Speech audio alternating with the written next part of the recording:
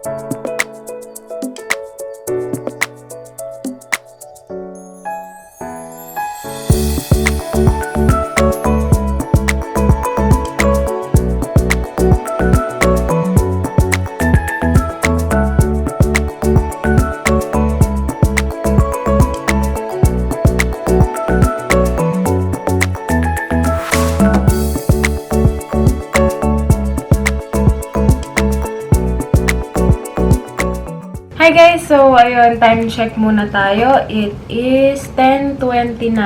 10:29 na ng gabi. So, final thoughts ko lang for the lipstick product na tinatest natin, which is yung sa Bench na matte lipstick nila. Okay, so for availability, may bilhin nyo siya sa Bench na outlet stores. Meron din silang sa website nila, also sa Zalora, Shopee, Lazada. I think meron din siguro sa Beauty Manila. Sobrang daming outlet na pwede nyo bilhin online and sa mismong physical store nila. Check nyo na lang sa iba't ibang mga malls. Meron yan. Buildability niya, nagbi-build up nagbi-build up naman siya kahit ilang layer. Tapos, hindi siya nag-oxidize. Kung ano yung initial na lagay mo, yun at yun pa din, which is very cool. Blendability, sobrang creamy. Magtataka ka talaga kung matte ba to kasi sobrang creamy. Maganda actually formula.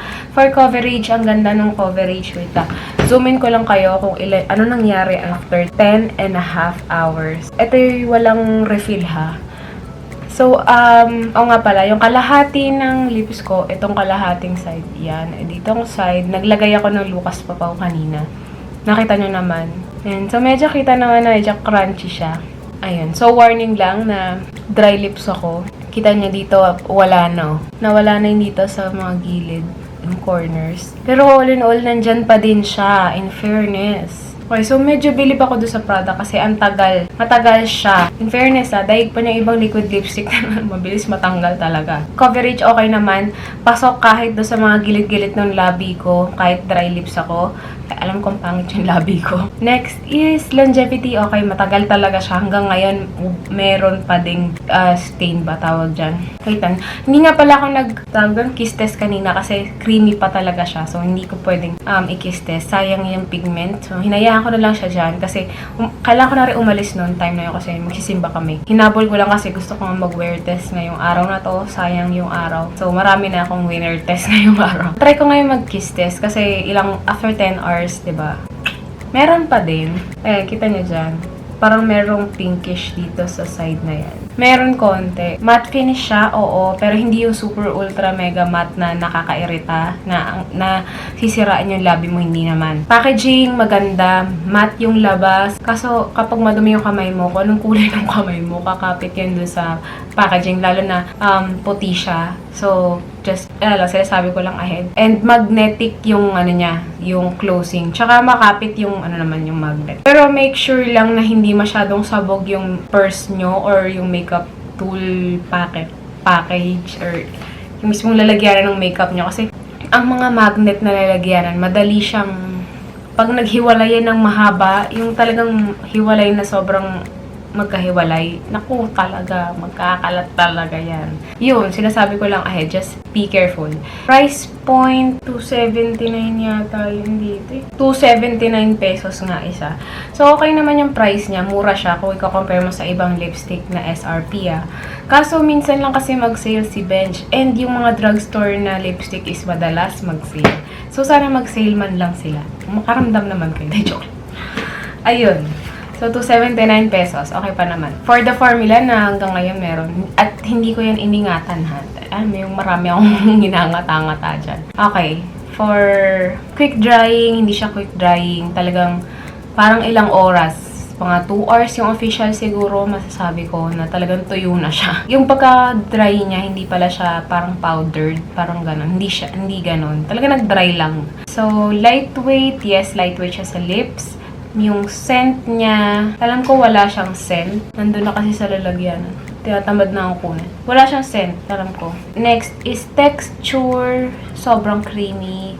Maganda yung formula. As in, maramdaman mo naman kung maganda yung formula pagka-glide mo pa lang sa lips And so, parang madali siyang i-glide sa lips. Basta sobrang creamy. Parang may butter, gano'n. Shade range. Ibuhap ko sa screen ko ilan yung shade na available for this product. Mara-recommend ko ba siya for chapped lips? I think, oo. Kasi hindi naman super nagbalat yung lips ko. Kahit merong lip balm or wala. May mga konting mga crooked something lang. Pero kasalanan ko rin yun kasi hindi ako nag-exfoliate bago maglagay. Ayun. So, transfer proof siya. Medyo lang. Siguro around 20% or 50% transfer proof siya. So, yun lang. Hindi ko na mapahabayin yung video. Inuubuhin na ako. So, if ever may gusto kayong product na ipa-review, just comment down below. Also, check my social media accounts.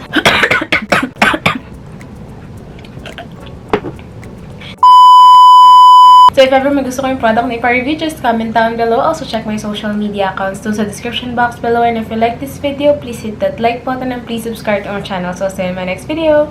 Bye! Nga pala guys, habol ko lang. Sa cheeks ko kasi naglagay ako kanina as blush. Meron pa rin naman, pero subtle na lang. Super subtle na lang. Grabe, ubo. Medyo na lang. Parang, nandyan pa din, pero hindi na visible sa camera. More on, malapitan na lang. Ganun na lang siya, kakonte. So, yun. Tinry ko lang kung pwede ba sa cheeks. So, yun lang. Sinabi ko lang. Bye!